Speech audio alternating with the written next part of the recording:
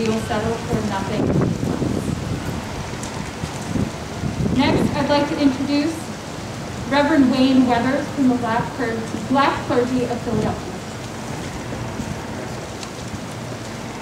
Good morning, everyone.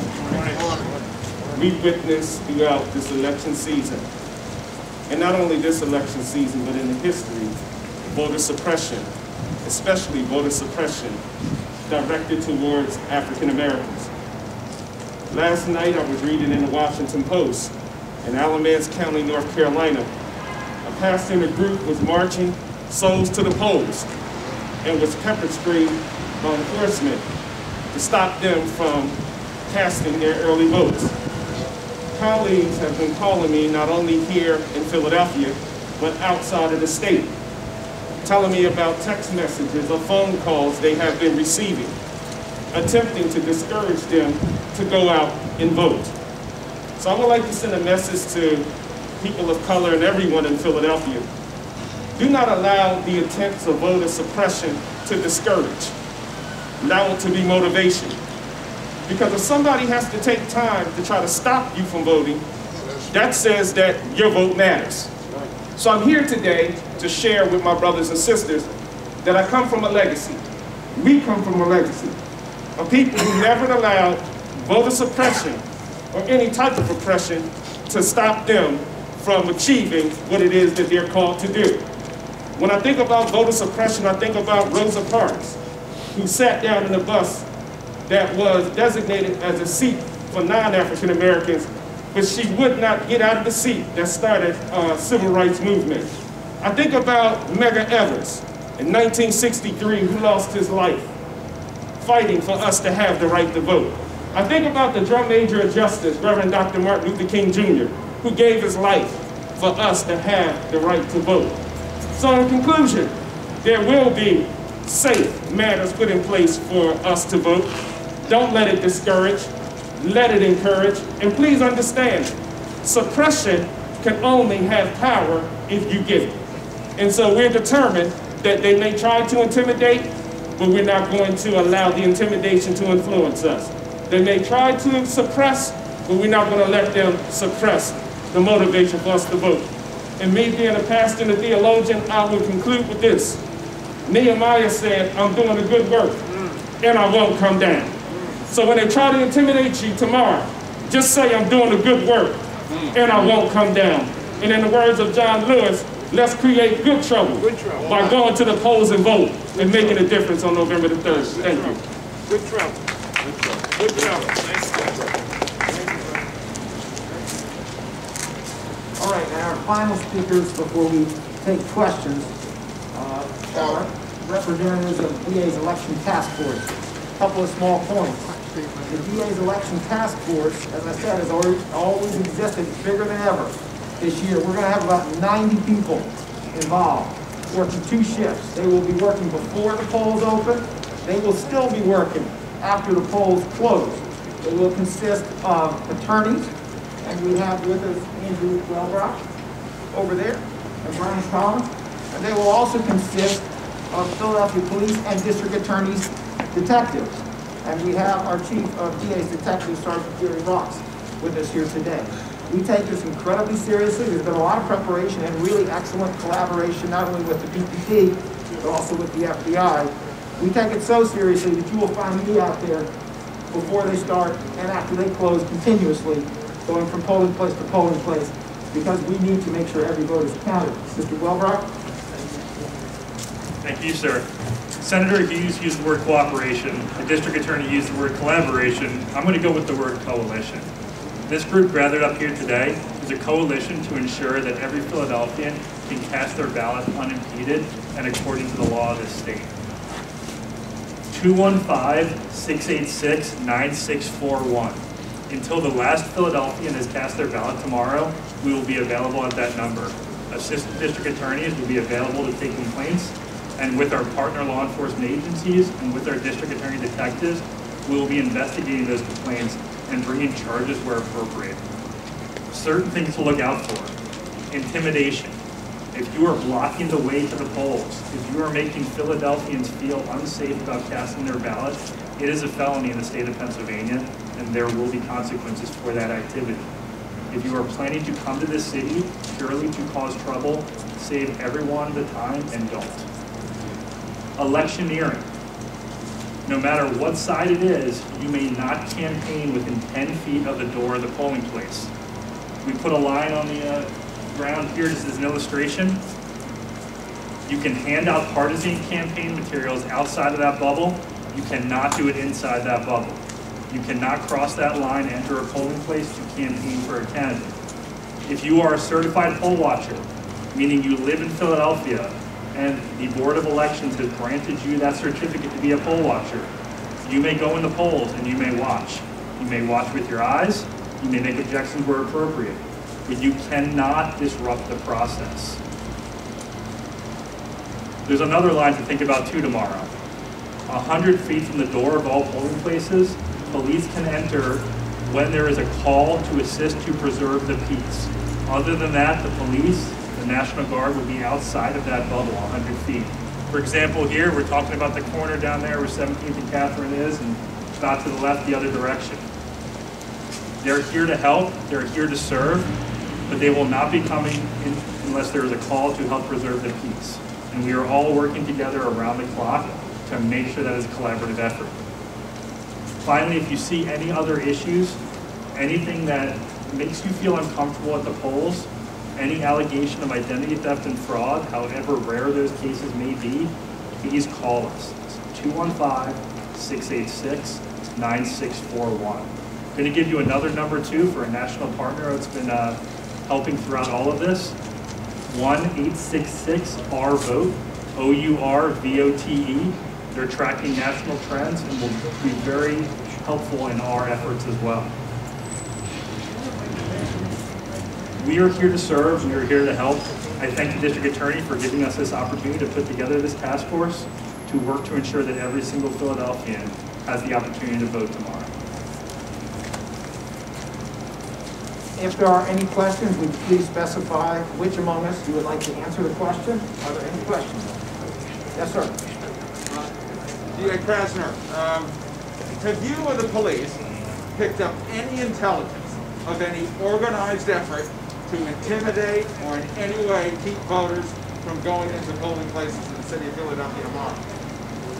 I can tell you I'm not in a position to reveal everything we know, but I am comfortable that we are expecting to have a peaceful day when voters' votes are going to be counted. Are there any other questions? There was reports this morning that there was a man outside of one polling place, for example, in West Philadelphia, who was videotaping people. What should the automatic reaction be if you encounter somebody like that that seems intimidating because they're voting, or they're taping you voting? Like, what should you immediately call the number? How quick will the election task force respond? I would encourage people to call us if they see that. As I said, we have almost 90 people involved in the process. When you call that number, there will be 4 to 6 people available to answer that call at any given moment. I would encourage you to call us because often the details matter. And once we have those details, we will take steps to investigate and see what's going on. Are there any other questions? Yes, sir. How many issues have you guys had since you built up this coalition? And what's been the most common complaints you've had to deal with from voters? Mr. Welbach? Sure, honestly, our hotline, while it's been active, we have not seen too many serious concerns. We've been able to assist a lot of voters with their mail-in ballot questions by working with the Commissioner's office. Concerns over people filming have certainly popped up occasionally. A lot of times it's you guys out there with the camera and people just don't understand the difference. But we're here to respond. There really haven't been that many concerning issues. Nothing like no violence in any polls? No, I've been doing this type of work in the District Attorney's office for about 6 years now, and I cannot think of any story of violence at the polls. It's just, I think it's one of those things people talk about, but never really happens. Are there any other questions? Yes, sir. If outside of the 100 feet bubble, someone shows tomorrow with a license to carry, showing a weapon, but with a license to carry, what will you do? Well, I can tell you this, the law is very clear that brandishing a weapon, which, is not exactly pointing, it's more in the nature of waving it around, brandishing a weapon can be sufficient evidence of an effort to intimidate and various other crimes, but there is also law in the Third Circuit, which is the federal area that includes Philadelphia, that has indicated that simply possessing a visible firearm in proximity to a polling place can be an illegal act. So as I said, the details matter. Are you talking 250 feet away? Are you talking someone who seems to have a lawful purpose? They're carrying a gun to a gun shop? Are you talking about someone who has put on their own paramilitary gear and some sort of phony insignia that says election protection? What are we talking about? The details will matter, but there is authority in the Commonwealth, in the Third Circuit Court, in the Third Circuit, which is a federal circuit, there is authority that merely possessing a visible firearm in proximity to the polls can be evidence of illegal conduct. We will have to look carefully at any situation like that. Are there any other questions? What would legally count as voter intimidation, and what would be charged? So the short answer is 1,000 things could be voter intimidation. Too many of them for me to guess at, but I can give you a couple of examples if you would like it. Being hollered at, being threatened, having someone try to block your path who is, large physically, that could be intimidation. There are so many different ways that someone could be intimidated in the process. For us, the bottom line is very simple. We don't expect everybody who is going to the polls to be a lawyer. We just expect them to call us, and we will respond, and we will try to, as quickly as we can, evaluate the situation. If it appears a crime is underway, we're going to try to get that person arrested, and we're going to charge him. If it appears that what's going on falls short of that, it's not that serious, then hopefully that can all be resolved very peacefully and quietly. We don't want to arrest people unduly, but we are absolutely not going to tolerate any interference with democracy in Philadelphia. And what would the charge be for that? There are a litany of them. I can have Mr. Wellbrow come forward and mention a couple. Read off the list. So there's 3 or 4 different crimes in Pennsylvania for interference with elections, and that is plain interference. That could be inside, interfering with the process. There is voter intimidation outside, which is our most serious charge. It's a felony of the 3rd degree. That makes it a crime to block or attempt to block the access to a polling place. The actual language for it. To block or attempt to block up the avenue to the door of any polling place, as well as to use any intimidation, threats, force of violence with design to influence unduly or overawe any voter, or to prevent him from voting or restrain his freedom of choice. So that's one charge. Obviously, any kind of violence in the polls is a separate charge. It's also a crime to interfere with any voter when inside the voting booth. To give or promise or offer to give any gift or reward of money, goods, or any other valuable thing.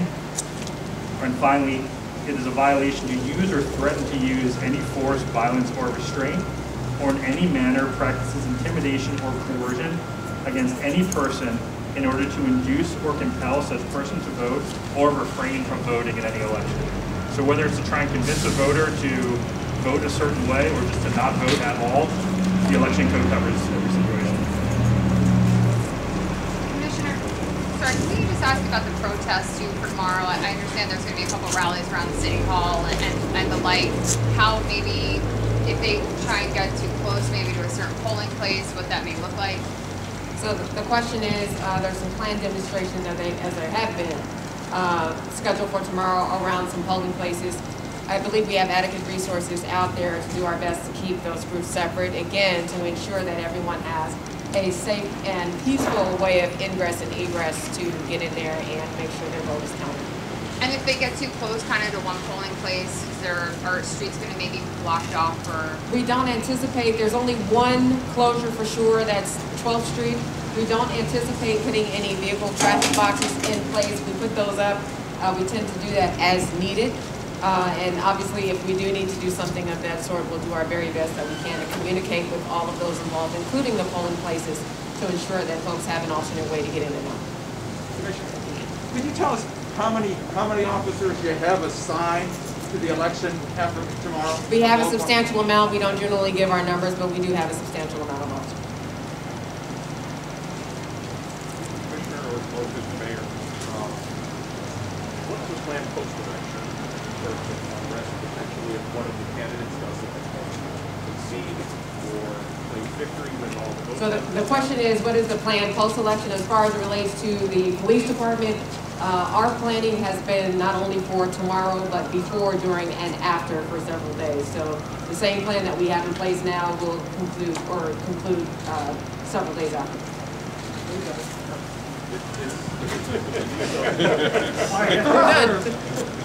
Is the release of the body cam video regarding the Walnut shooting, is that being considered in terms of how that may